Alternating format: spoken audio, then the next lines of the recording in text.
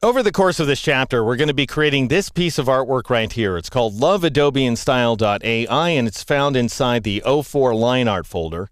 And even though the line art tools rank among the simplest drawing tools in all of Illustrator, in fact, they don't rank among them, they are the simplest drawing tools, you can still create professional grade artwork with them because this is a professional grade drawing program. So there's no excuse not to do good work, which is why over the course of this one-on-one series, it's going to be my goal to make sure as you're learning, you're creating artwork that you can be proud of. Sometimes it'll be goofy, sometimes it'll be very simple, like this piece, but elegant, I think.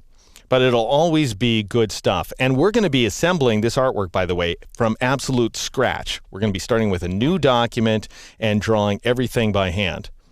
And here's the tools we're going to be using. Now, don't be intimidated. Illustrator provides us with a very structured drawing environment, so I think you're going to be able to follow along regardless of your experience. Here are the line tools. Go down here to what Illustrator calls a line segment tool, but let's face it, it's the line tool. That's what it draws, is straight lines. Click and hold on it, and you get a flyout menu of 4 other tools. So we've got a total of 5 tools that we'll investigate over the course of this chapter. If you want to tear them off into a free-floating panel, then move your cursor over this tear-off bar and release like so. And now you've got a free-floating panel of tools. Very convenient. You can do that with any of these flyout menus, incidentally. For example, I'm clicking and holding on what is normally the rectangle tool in order to bring up this flyout menu of shape tools, and then I could go over to its tear-off bar and release as well. To close one of these guys, you just click in the close box. You can also, just for those of you who might find this useful, you can create multiple floating panels of a single group of tools. And I suppose that's good if you really want the convenience of being able to move your mouse the shortest distance possible. But of course, that also means that you're going to have a bunch of floating panels all over the place, blocking your view of the artwork. So I'm going to close that guy down.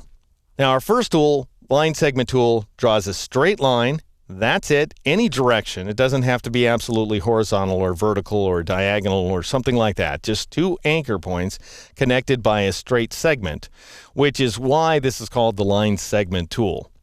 Next, we have the arc tool, and it draws 2 anchor points connected by a curving segment. Moreover, it draws a quarter ellipse. And I say quarter ellipse instead of quarter circle because it could be wider than it is tall or taller than it is wide, that kind of thing. Next, we've got the spiral tool. It draws spirals just like these spirals down here below the heart shape. And we've got a rectangular grid tool, which you can use to draw a series of horizontal and vertical lines inside of a box, essentially. And that could be useful for setting up custom guidelines inside of Illustrator. I'll show you how that works in a future exercise. And finally, we've got the polar grid tool. And the polar grid tool is the one that I use to draw the target here inside of the heart. Again, we'll see how all of those tools work. I just want you to get a sense of the tools that we will be using, and this is it, folks. We're not going to be using any other tools in order to draw this artwork. So get stoked. In the next exercise, I'm going to introduce you to one of the most essential functions in Illustrator, the Layers panel.